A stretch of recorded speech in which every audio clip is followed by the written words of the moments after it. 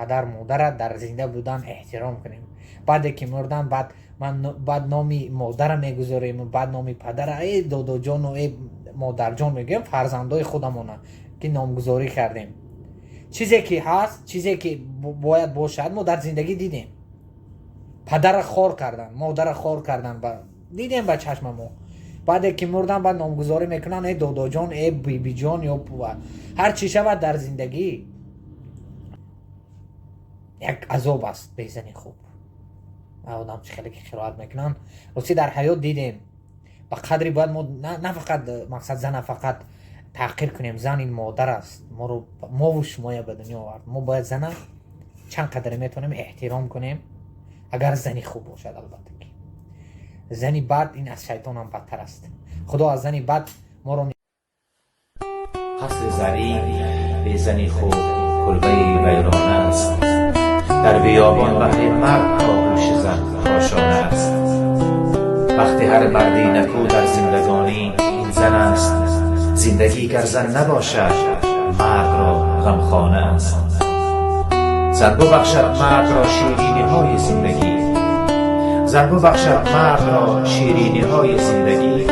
هر که قدری زن نداند از خیرت بیگانه است.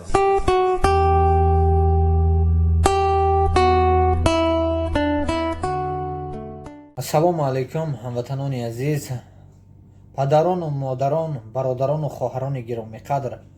با شما هستم حسین نوریدینов از کانال ما و شما، کانال فکر شما.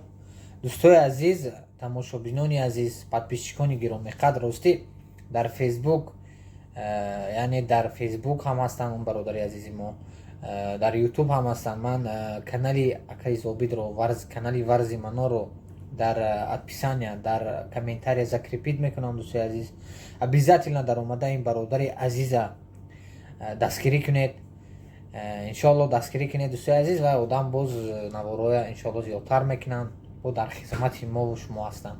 راستی وقتی من اون شخصیت رو تماشا کردم راحت کردم. باور کنید در 4 مصرع دل و جگر این حیات برای ما قرائت کردن. دوستای عزیز امروز موضوع ما، یعنی همه برادر گپ زدن، راستی الهام من خیلی با این موضوع بیشتر شد. من میخواستم یک روز در همین برنامه در همین بابت گپ زنم، راستی همین که وقت نشد. من راستی همین برادر همین تماشا کردم، کانال ورز منو را راحت کردم. باور کنید میگویند من نوارشون در خیلی که تماشا کرده اومده. دوستای عزیز در اولی نوار در این دنیایی که مقصد یک قصر داریم، بایگری داریم، باور کنید به زنی خوب این یک دوزخ همین زمان است، یک عذاب است. به زنی خوب آدم چه خیلی که خیرات میکنن. راستی در حیات دیدیم به قدری باید ما نه فقط مقصد زن فقط تحقیر کنیم. زن این مادر است، ما و شما به دنیا آورد. ما باید زن چند قدر میتونیم احترام کنیم، اگر زنی خوب باشد. البته که زنی بد این از شیطان هم بدتر است. خدا از زنی بد ما رو نگه دارد. من در فرصتی مناسب استفاده برده همه برادرای تماشابینای دعوت میکنم. از من خوردای، از من کلونه من حق ندارم مقصد نصیحت کردن. بعضی از من موقع زیادتر دانن. باید ما زن، مادر، پدر مادر در زنده بودن احترام کنیم. بعد که مردن بعد نامی مادر میگذاریم و بعد نامی پدر، ای دادا جان و ای مادر جان میگیم، فرزندای خودمونه که نامگذاری کردیم. چیزی که هست، چیزی که باید باشد، ما در زندگی دیدیم. پدر خار کردن، مادر خار کردن، دیدیم با چشم ما.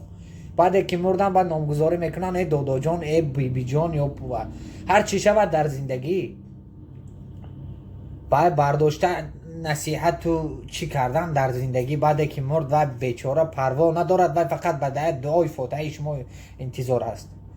و قبرای ریمون کردن و سنگ مرمر ماندن و گیره و ناله و چله و 20 تام 100 و یا فایده ندارد. فقط یک دعای فاتحه، فقط ختم قرآن برای وای فایده است.